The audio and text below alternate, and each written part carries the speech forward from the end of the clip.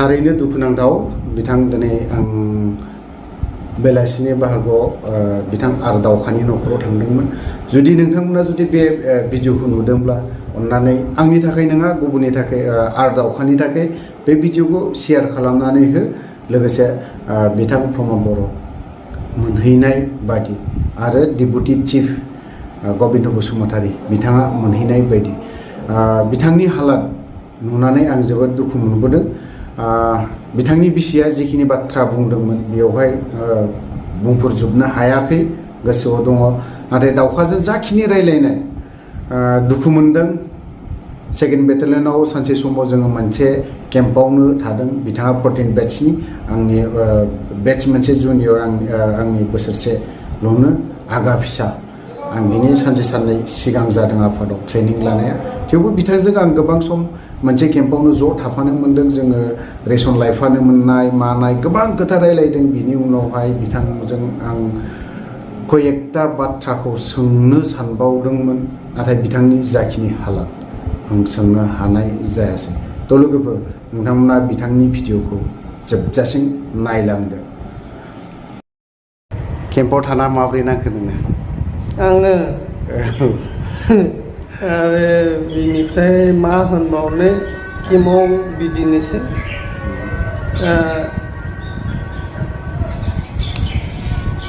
दुखु नाङो बिराद खस्थ' बिराद दुखुथिया जिबनखौ केम्पाव बारहोबाय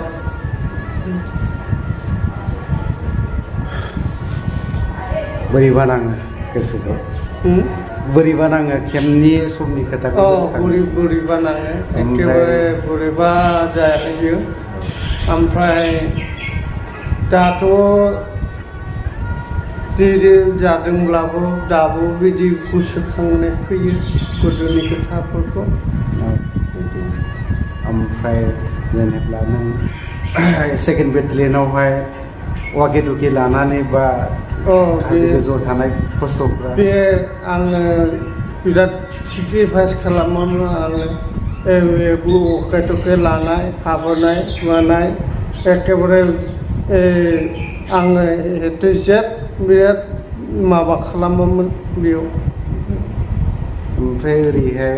बांलादेशखौबोथ' मेनटेन खालामहरोमोन दां बेयावबो ओमफ्राय ओरैनो क'क्राझार चिरां डिस्ट्रिक्ट ओमफ्राय फार्स्ट बेटालियन बेफोरखौबोथ' कन्टेक्ट लाजोबो खबरा नोंनियावनो थाजोबोमोन आरोखि मोजां गाज्रि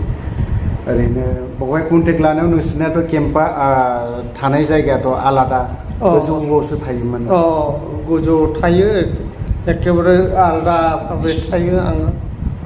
लोगोजों सोरबा सासे थाफायो थायो बेसेबां दुखु खस्थ'नि गेजेरजों बिराद दुखु खस्थ'नि गेजेरजों सिज फायार खालामखांनायनि उनाव नोंखौ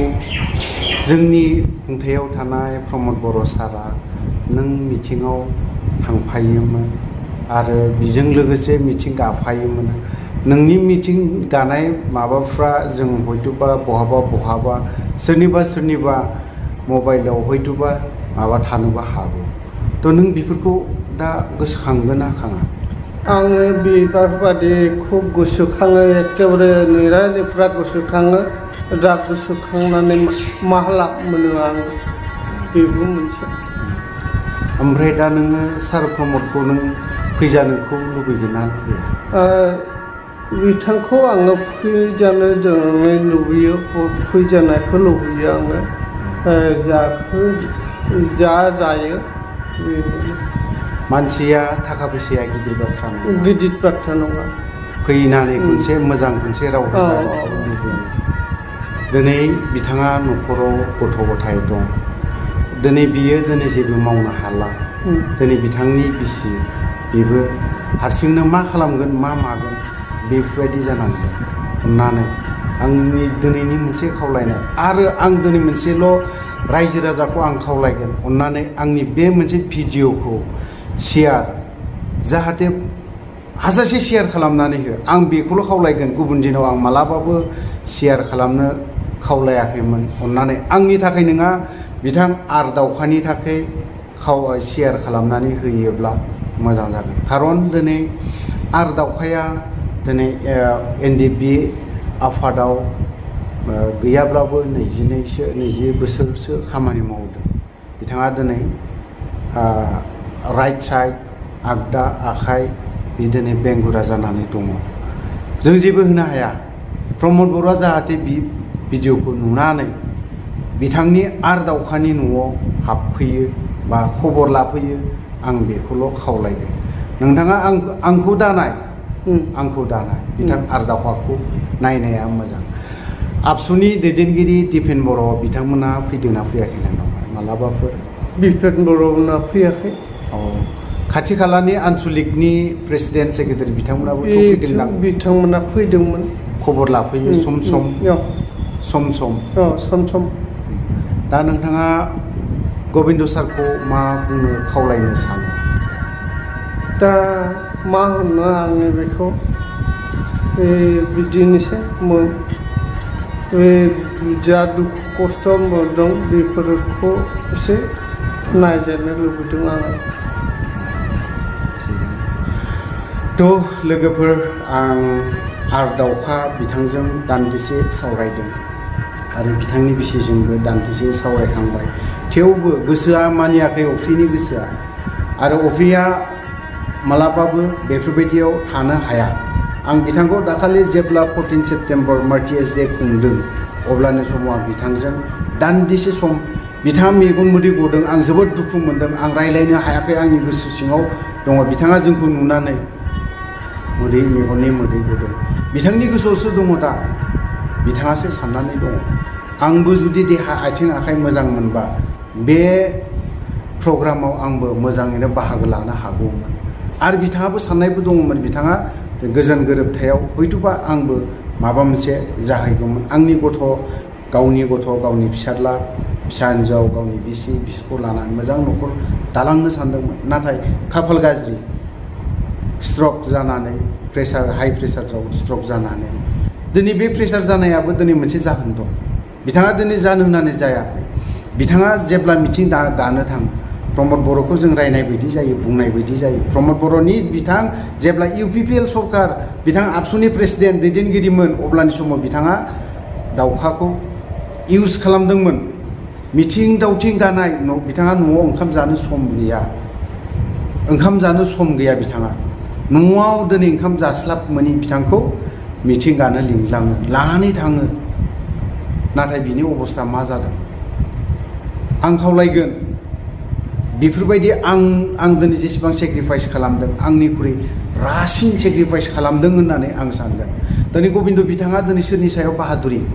दिनै गबिन्द बसुमतारिया सोरनि सायाव डिपुटि चिफ जादों बिथाङा दिनै आर दावखाखौ बाहायदों इउज एन्ड थ्र' खालामदों बाहायदों आरो गारदों नांगौ समाव बाहायदों नाङि समाव गारदों बिथाङा आर दावखाया दिनै थाबायनो हाया बेंगुरा जानानै दं दिनै बिथांखौ बे समाव गारना दोनबा जानाय नङा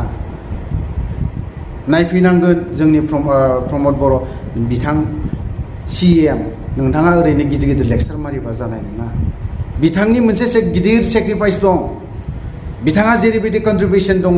नोंथाङा हयथ'बा बेफोरबायदि कन्ट्रिबिउसन गैया आं बेखिनि खोथाखौ बुंगोन दावखाया जेसेबां आरो दावखाया दिनै गसाइगाव आं बिथांनि मिटिंबो लोगो मोनदों जेब्ला आबसुनि जानानै बा बिथाङा NDPनि जानानै बिथाङा मिटिं गानो थांदों मोनसे स्टेजावनो मिटिं गादों अब्लाना वेस्टार्न इनचार्जमोन आङो वेस्टार्न कामान्डनि अफिसार इनचार्जमोन आं अब्लानि समाव बिथांजों मिटिं गाफानो मोनदों अब्लानि समाव बिथाङा गोबां मानसिफोरखौ आखाइ खबहोनो हादोंमोन आबसुनि मानसिफोरा आखाइ खबहोनो हाया दिपेन बर'नि मानसिया प्रमद बर'नि मानसिया आखाइ खबहोनो हायामोन दावखानि मानसिया आर दावखाया दिनैहाय मिटिङाव बिसिबांबा मोजां बाथ्रा बुंनानै बिथाङा दिनै आखाइ खबहोनो हायोमोन नाथाय दिनै बे अबस्था मानो नायाखै आं बेखौल' बुंगोन अननानै बे मोनसे भिडिअखौ शेयार खालामनानै हो जाहाथे बिथां प्रमद बर'आ मोननाय थाखाय आरो दिपेन बर' बिथाङाबो नुनायनि थाखाय गबिन्द बसुमतारी नोंथांमोना जुदि नुदोंबा थाबैनो फै नायफै बिथांनि हालादखौ नायफै जों बिथांनो जेबो होनो हाया अनलि भिडिअ खालामनो हायो फोरमायनो हायो फोसावनो हायो बिनि अनगायै जोंहा जेबो गैया होफैनो हानाय जोंहा जेबो गैया आच्चा बे बांलादेश भुटान एटेक जायोब्ला केम्प एटेक जायोबा अल क्लियार जायोबा अब्लाना नों माहाय दंमोन अब्लाना आङो बे टाइमाव बे माबायाव दङमोन बिनिफ्रायथ' आङो थांबाय बांलादेश बांलादेशनिफ्राय बे बायदि बायदि रन्जन लाब्लाजों मोजां गाज्रि सावरायबाय माबाजों ओमफ्राय बे माबा बांलादेशआव बे दिनखौ खाथायबाय बावहाय एसे गोबावैनो थाहैनाय जादों नामा? गोबाव थानाय जादों। नों ओरैनो बांलादेशआव थांनाय ओमफ्राय बे केम्प एटेक खालामखांनायनि उनावसो ना बिनि सिगाङाव थांनाय? बिनि उनाव एटेक जाखांनाय एटेक जाखांनायनि उनाव बहायथ' बिराद खस्थ' मोनदों मानसिफ्रा। बिराद खस्थ' मोनदों बाप मा बुंबावनाय। जानायफ्रालाय माबायदि ओरैनो? जानायफ्रालाय जानाय लोंनायफ्रा बिदिनो गामियाव जाबायदि मोनजायो बेफोरबायदि मोनजायो खिन्थु बे माबा समाव बिराद खस्थ' जादोंमोन जानाय लोंनायावहाय। थ' रायजो राजा नोंथांमोन बिथाङा गोबां दुखु खस्थ' लादों। दिनै बिथांनि हालादा आखायाबो नायनो हागोन मा अबस्था जानानै दङ। दिनै जेबो सोमावनोबो हाया मानोबो हाया आखाया बिराद खस्थ' मोनो। दा ओंखायनो बिथां प्रमद बर' CM नोंथांखौ आं बिथांजों जगाजग खालामनो हागोन। बिथांनि फन नाम्बार दं आरो बिथांजों खबर लालायनो हागोन। जोंनि दैदेनगिरि गबिन्द बसुमतारी हयथ'बा बिथाङा मोननोबो हागौ थाबैनो। बिथांनि फन नाम्बारखौ मोनदोंब्लाबो बिथांजों जगाजग लालायोब्ला मोजां जागोन। आरो बिथांनि जोंनि CM BTCनि CM नोंथाङाबो थाबैनो कन्टेक्ट लायोब्ला मोजां जागोन। खारन बिथांनि हालादखौ नायनो थाङोबा नोंथाङा फैयोब्ला मोदै गनानैबो थांगोन। जों लोगो हिसाबै बा बायदिसिना रायलायनानै जों मेगननि मोदैखौ जों एसेब्लाबो दोनखुमानो हानाय जादों। नाथाय नोंथाङा हायो हाया बे नोंनि खोथा। नोंखौ आं खावलायगोन दिनै उन्दै जानानैब्लाबो खावलायगोन। नोंथाङा दिनै बिथांनि न'आव फै। नोंथाङा बिथांजों गोबां समाव मिथिं गादों दावथिं बा गुबुन बिथिङावनो नोंथाङा बिजों आरो बिनि सोमोन्दै आं बारा बुंनो साना। नोंथाङा आंनिख्रुइ बारा मोनथिगौ गोबां मोनथिगौ। बिथांनि फन नाम्बारखौ आंनि स्क्रिनाव होगासिनो दङ। नोंथांमोना कन्टेक्ट खालामनानै बिथांजों दान्दिसेब्लाबो खबर लाफैयोबा मोजां जागोन। थ' लोगोफोर आं बिदिखौ बारा गोलाव खालामनो सानाखै। बावहायनो दोनथ'बाय। जय बर' हारि।